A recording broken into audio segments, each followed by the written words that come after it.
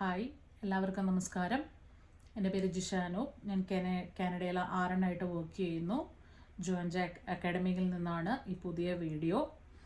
ഇന്നൊരു ചെറിയ ടോപ്പിക്കാണ് നമ്മൾ എടുക്കുന്നത്, റേഡിയേഷൻ തെറാപ്പി. അതിൻ്റെ പ്രിക്കോഷൻസ് അല്ലെങ്കിൽ സൈഡ് എഫക്ട്സ്, ക്ലയൻറ്റ് എഡ്യൂക്കേഷൻ, അങ്ങനത്തെ കാര്യങ്ങളൊക്കെയാണ് ഇതിനകത്ത് ഇൻക്ലൂഡഡ് ആയിട്ടുള്ളത്. എൻ്റെ ചാനൽ സബ്സ്ക്രൈബ് ചെയ്യാത്ത ആരെങ്കിലും ഉണ്ടെങ്കിൽ സബ്സ്ക്രൈബ് ചെയ്യുക. ഓക്കെ, റേഡിയേഷൻ തെറാപ്പി എന്ന് പറയുന്നത് 2 ടൈപ്സ് ആണ്. External radiation therapy and internal radiation therapy. External radiation തെറാപ്പീനെ നമ്മൾ ടെലിതെറാപ്പി എന്ന് പറയുന്നു. ഇൻറ്റേർണൽ റേഡിയേഷൻ തെറാപ്പീനെ നമ്മൾ ബ്രാക്കിതെറാപ്പി എന്ന് പറയുന്നു. അപ്പം എക്സ്റ്റേണൽ റേഡിയേഷൻ തെറാപ്പി അല്ലെങ്കിൽ ടെലി റേഡിയേഷൻ തെറാപ്പി അല്ലെങ്കിൽ ടെലി തെറാപ്പി എങ്ങനെ വേണമെങ്കിലും പറയാം. അപ്പോൾ മെയിൻലി നിങ്ങൾക്ക് ഈ ഒരു പേരുകൊണ്ട് തന്നെ അറിയാം, എക്സ്റ്റേണൽ സോഴ്സ് ഉപയോഗിച്ച് അല്ലെങ്കിൽ ഒരു ബീം ഉപയോഗിച്ച് ഒരു പെർട്ടിക്കുലർ പാർട്ടിലോട്ട് നമ്മൾ റേഡിയേഷൻ കൊടുക്കുകയാണ്, അല്ലേ? അപ്പോൾ എന്തൊക്കെയായിരിക്കും ഇതിന് വരുന്ന സൈൻസ് ആൻഡ് സിംറ്റംസ് എന്ന് പറയുന്നത്? സ്കിന്നായിരിക്കും, മെയിൻലി സ്കിൻ റിലേറ്റഡ് കോംപ്ലിക്കേഷൻസ് ആയിരിക്കും വരുന്നത്, അല്ലേ? Skin reactions, skin erythema, discolourations ഒക്കെ വരാനുള്ള സാധ്യതയുണ്ട്. ഹൈപ്പർ പിഗ്മെൻറ്റേഷൻ ഒക്കെയുള്ള സാധ്യതയുണ്ട്. പിന്നെ GI disturbances like anorexia, hair ലോസിനുള്ള സാധ്യതയുണ്ട്. അലോപേഷ്യയും സംഭവിക്കാം. പിന്നെ ബോൺ മാരോ സപ്രഷനുള്ള സാധ്യതയുമുണ്ട്. ഈ എക്സ്റ്റേണൽ റേഡിയേഷൻ കൊടുക്കുന്ന പേഷ്യൻസിന് നമ്മൾ ഐസൊലേഷൻ്റെ ആവശ്യമില്ല.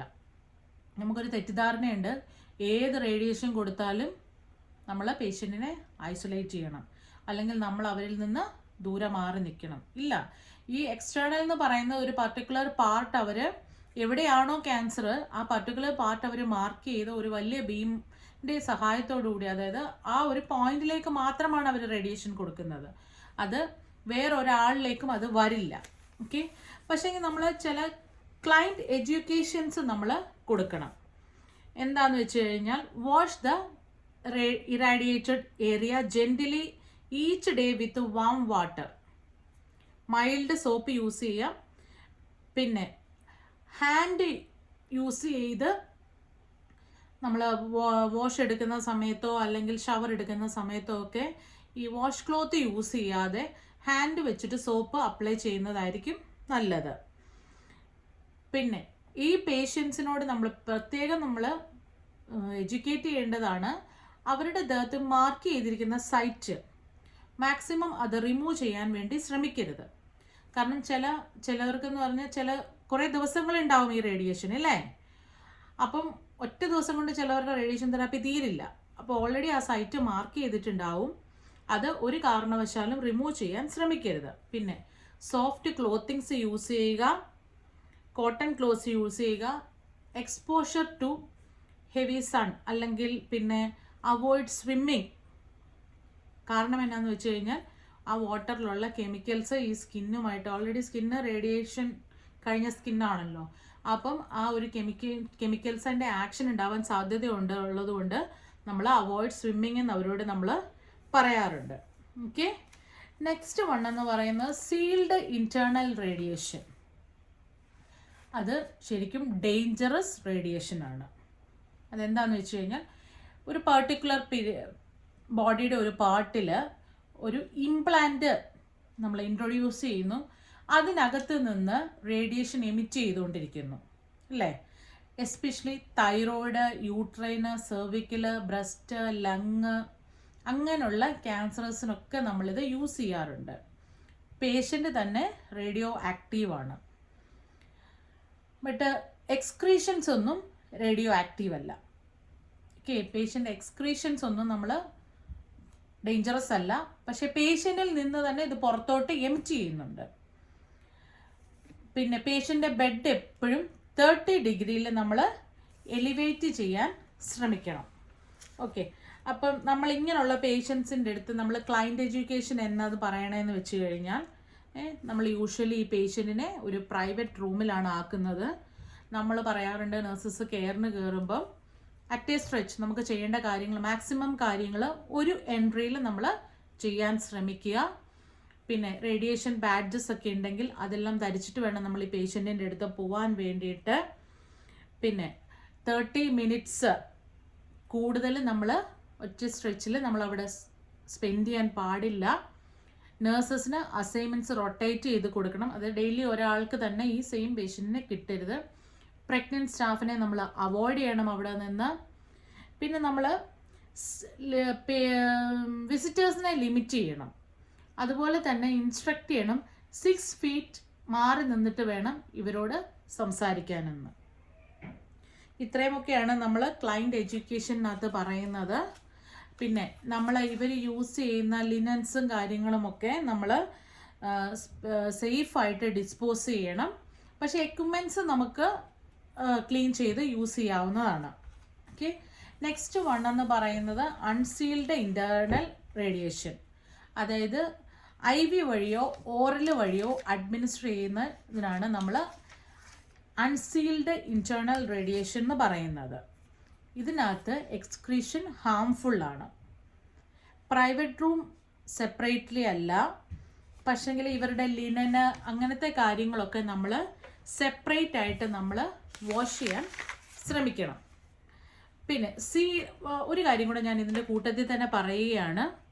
ഇൻ കേസ് നമ്മൾ പറഞ്ഞു സീൽഡ് ഇൻറ്റേർണൽ റേഡിയേഷൻ, നമ്മളിപ്പോൾ പേഷ്യൻറ്റിൻ്റെ റൂമിൽ കയറുമ്പോൾ അത് ഡിസ്ലോഡ്ജായി കിടക്കുകയാണ്, ബെഡിൽ കിടപ്പുണ്ട്. നമ്മൾ എന്താണ് ചെയ്യേണ്ടത്? ഒരു കാരണവശാലും നമ്മളത് കൈ കൊണ്ട് ഹാൻഡിൽ ചെയ്യാൻ ശ്രമിക്കരുത്. കാരണം അത് റേഡിയോ ആക്റ്റീവാണ്. Okay, encourage the client to lie still. ക്ലയൻറ്റിനോട് അതുപോലെ തന്നെ അവിടെ റിമൈൻഡ് ചെയ്യാൻ പറയുക. ലോങ് ഹാൻഡഡ് ഫോഴ്സപ്സ് ഉപയോഗിച്ച് നമ്മൾ ആ റേഡിയോ ആക്റ്റീവ് സോഴ്സിനെ റിമൂവ് ചെയ്യണം. അതുപോലെ തന്നെ ഈ പേഷ്യൻസിൻ്റെ എല്ലാം റൂമിൽ ഒരു നിങ്ങൾ കണ്ടിട്ടുണ്ടോ എന്ന് എനിക്കറിയില്ല, ഒരു ലെഡ് കണ്ടെയ്നറും അതിനകത്താണ് ഈ ലോങ് ഹാൻഡഡ് ഫോഴ്സപ്സും നമ്മൾ വെച്ചിരിക്കുന്നത്. എല്ലാ ഇങ്ങനത്തെ പേഷ്യൻസിൻ്റെ ബെഡ് സൈഡിൽ ഉണ്ടാവും അത്. അതുകൊണ്ട് നമ്മൾ ഈ ലോങ് ഹാൻഡിൽഡ് ഫോഴ്സപ്സ് ഉപയോഗിച്ച് നമ്മളത് എടുത്ത് ഈ റേഡിയോ ആക്റ്റീവ് അല്ലെങ്കിൽ നമ്മൾ ഈ ലെഡ് കണ്ടെയ്നറിനകത്ത് നമ്മൾ സൂക്ഷിച്ചു വെക്കണം. Contact the radiation oncologist. Document the occurrence and the action taken. ഇങ്ങനെ ഒരു കാര്യം വരുവാണെങ്കിൽ നമ്മളത് സ്പെഷ്യലായിട്ട് നമ്മൾ ഡോക്യുമെൻ്റ് ചെയ്തിരിക്കണം.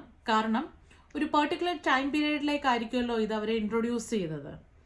എന്നാൽ മാത്രമേ നമ്മൾ കറക്റ്റ് ടൈമൊക്കെ നമ്മൾ ഡോക്യുമെൻ്റ് ചെയ്താൽ മാത്രമേ ഈ പേഷ്യൻറ്റിന് എത്ര മണിക്കൂർ ഇത് കിട്ടി, എപ്പോഴാണ് ഇത് ഡിസ്ലോഡ്ജ് ആയെന്ന് നെക്സ്റ്റ് ഷിഫ്റ്റുകാർക്ക് മനസ്സിലാവുള്ളൂ.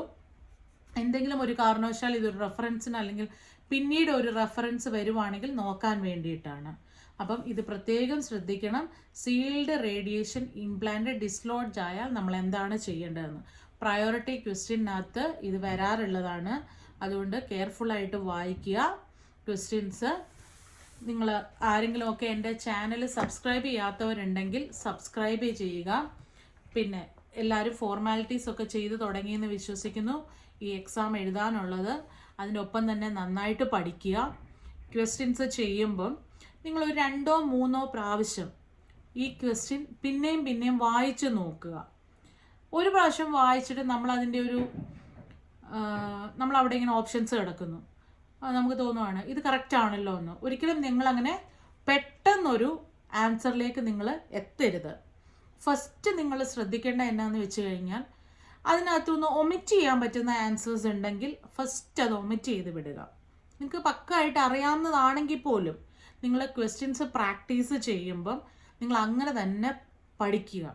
പിന്നെ ഈ എക്സാം നിങ്ങൾക്ക് എല്ലാവർക്കും അറിയാം, ഇതൊരു 300 minutes, അതായത് 5 hours എക്സാം ആണ് ഇല്ലേ. ഇതിന് ഒരാൾക്ക് ഇത്ര ക്വസ്റ്റ്യൻ എന്നും പറഞ്ഞുകൊണ്ടല്ല, 85 തൊട്ട് 150 വരെയാണ് ക്വസ്റ്റ്യൻസ് ഇപ്പം ന്യൂജൻ അനുസരിച്ച്. അപ്പം നിങ്ങൾ സമയമെടുത്ത് ക്വസ്റ്റ്യൻ വായിച്ച് ആൻസർ ചെയ്യാൻ ശ്രമിക്കുക. അപ്പം നമ്മൾ ഈ ക്വസ്റ്റ്യൻസ് ഒക്കെ പ്രാക്ടീസ് ചെയ്യുമ്പോൾ തന്നെ നിങ്ങൾ അങ്ങനെ ചെയ്ത് പഠിക്കുവാണെങ്കിൽ അത് നിങ്ങൾക്ക് ഹെൽപ്ഫുൾ ആയിരിക്കും എക്സാം എഴുതുന്ന സമയത്ത്. അല്ലാണ്ട് റഷ് ചെയ്ത് നമ്മൾ ഒരിക്കലും ഈ എക്സാം എഴുതാൻ ശ്രമിക്കരുത്. നിങ്ങൾക്ക് എല്ലാവർക്കും അറിയാം, നമ്മൾ ഒരുപാട് പൈസ മുടക്കി നമ്മൾ ഫോർമാലിറ്റി ചെയ്തിട്ട് നമ്മൾ എഴുതുന്ന ഒരു എക്സാമാണ്. സോ ഈസി ഒന്നും അല്ല അത് അല്ലേ. അതുകൊണ്ട് നന്നായിട്ട് പഠിക്കുക, നന്നായിട്ട് ക്വസ്റ്റ്യൻസ് ചെയ്യുക, എല്ലാ വീഡിയോസും കെയർഫുള്ളായിട്ട് കേൾക്കുക. സബ്സ്ക്രൈബ് ചെയ്യാത്തവരുണ്ടെങ്കിൽ സബ്സ്ക്രൈബ് ചെയ്യുക, നോട്ടിഫിക്കേഷൻസ് ഓൺ ചെയ്യുക. അങ്ങനെ ആകുമ്പം നിങ്ങൾക്ക് എൻ്റെ ക്ലാസ് വരുമ്പോൾ തന്നെ നിങ്ങൾക്ക് അതിൻ്റെ നോട്ടിഫിക്കേഷൻ കിട്ടും. മിക്കവാറും ദിവസങ്ങളിലൊക്കെ തന്നെ ക്ലാസ് ഉണ്ടാവും. നിങ്ങൾക്ക് എല്ലാവർക്കും അറിയാം, ഇവിടെ ഡ്യൂട്ടിയൊക്കെ നല്ല 12 hours ഡ്യൂട്ടിയൊക്കെ നമ്മൾ ചെയ്യുന്നത് കൊണ്ട് ക്ലാസ് ചില ദിവസങ്ങളില്ലെങ്കിൽ പോലും മാക്സിമം എല്ലാ ദിവസവും തന്നെ നമ്മൾ വീഡിയോ ഇടാൻ ശ്രമിക്കുന്നതായിരിക്കും. അപ്പം take care, all the best.